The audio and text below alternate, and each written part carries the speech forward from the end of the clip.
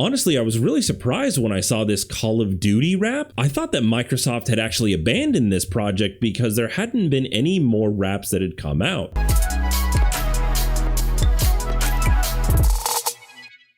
Welcome back to the Xbox Basement, everybody. My name is John, and today I have the question of, has Xbox actually made any hardware progress? And I know what you're saying to yourself, of course they've made hardware progress. Look at the old Xbox from 2001.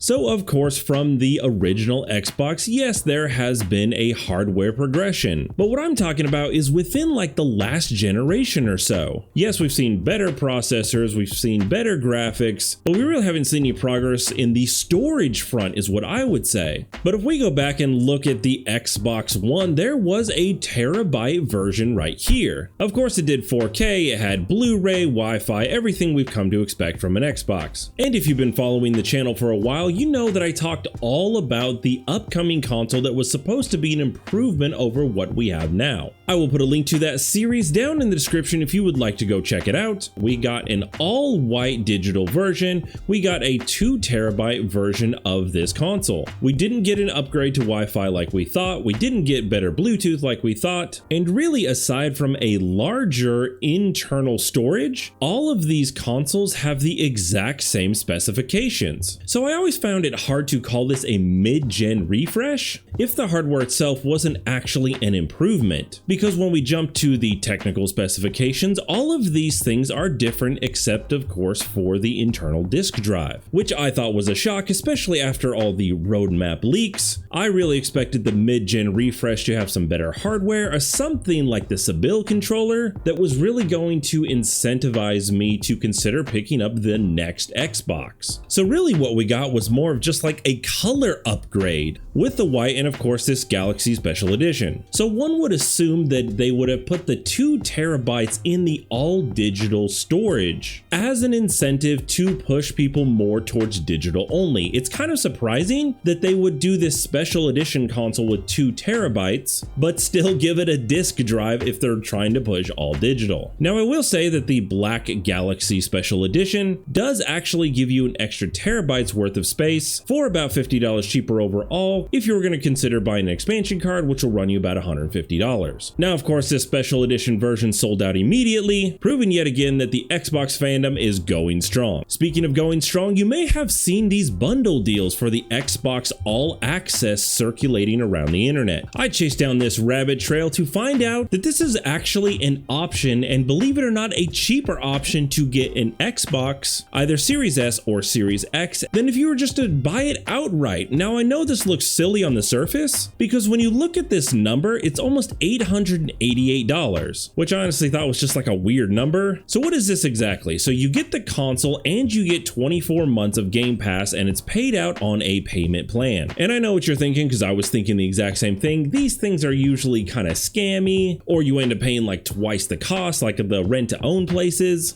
But I pulled out my trusty calculator and I figured out that by paying $37 a month, with 20 of it going into the actual cost of Game Pass Ultimate, it comes out to $17 a month. When you take that $17 a month paid out over 2 years, it comes out to $408. So now the logical process is, wait a minute, I'm paying less than $410 for an Xbox Series X? So your next conclusion is, wait, that's actually cheaper. And you're right, it is cheaper. It's cheaper by almost $100. So this kind of blew my mind, like, wait a minute, Xbox is selling these things cheaper, and we already know that they're selling these at a loss. So I think the real magic here comes with Game Pass. Microsoft has said over and over that they want games to be as a service. And I think that they're banking on players getting really into Game Pass for 2 years solid to see what an amazing value it actually is, and then they stay hooked, which makes sense. For every game that gets added to Game Pass, there's more value that comes with it, especially with all their amazing day one drops that we've seen just within the past 4 or 5 months. All of the Square Enix things, the Call of Duty series drop,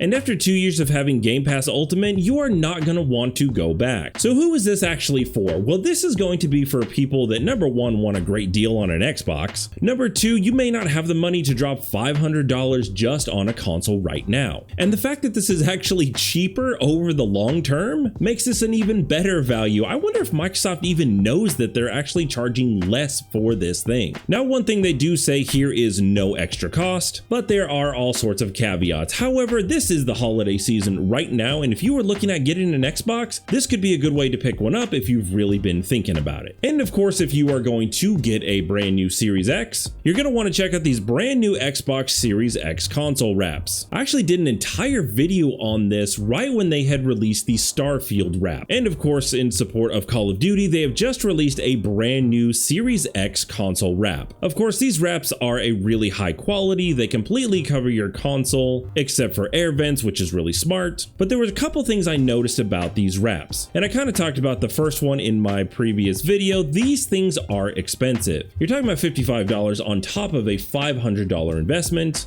And while these are really cool and they really show off your Xbox and they are a high quality, the biggest thing I've noticed is what you're looking at right now. And that is that there's not much variety to these. You've got two camos, a Starfield, and now a Call of Duty wrap style to show off your love of Xbox. So this is really cool. Honestly, I was really surprised when I saw this Call of Duty wrap. I thought that Microsoft had actually abandoned this project because there hadn't been any more wraps that had come out. I would have expected Forza and Halo and all of the other first-party games to have their own wrap kind of like eventually, but these wraps came out, gosh, what, a year ago now? And this is the newest one that we've seen. Now, Microsoft may be doing this as a premium only thing, and we're only going to see it like on really big investment games, but it would be nice to see more variety. So here's the second thing I noticed about these wraps. If we're here on the main Xbox page and we click on this brand new Call of Duty 6 wrap, we can see right here that we are looking at the back of an all digital Xbox Series X. How do I know that? Well, because it's white, but here's the problem with that. I have no doubt that you can put this wrap on an all digital version, but of course you have a disk drive slot on here. Now, this might be a key that Microsoft is going to be releasing more of these wraps for the digital only version, and maybe they could be a little cheaper just because there's one less slot to cut in them. But I thought it was just interesting to see that they demoed this on an all digital version, yet the front of this has an actual slot for your disc. And speaking of all digital versions, there's always brand new games coming to Game Pass, and the game that I wanted to highlight today is Overthrown. This game just came out here in December. Now, this is in game preview still. However, this one kind of caught my eye. So I'm not really big for sim builders, but this one was interesting to me because it was more of an RPG sim builder. So of course, it's kind of got that cutesy look to it, and you're a ruler that is building your kingdom from the ground up. This one looked really interesting because a lot of the RPG tactics, like your fighting moves, actually go into your harvesting, go into your buildings. It looks like they made this game more in a quick play style. There's some sort of boost running. Things look like they build instantly. Another thing I thought was really cool is you could play with up to 6 people in online co-op mode. So if you're the type of player that loves sim builders and like this RPG style, this one seems like really lighthearted. I don't think you're gonna get any like really serious,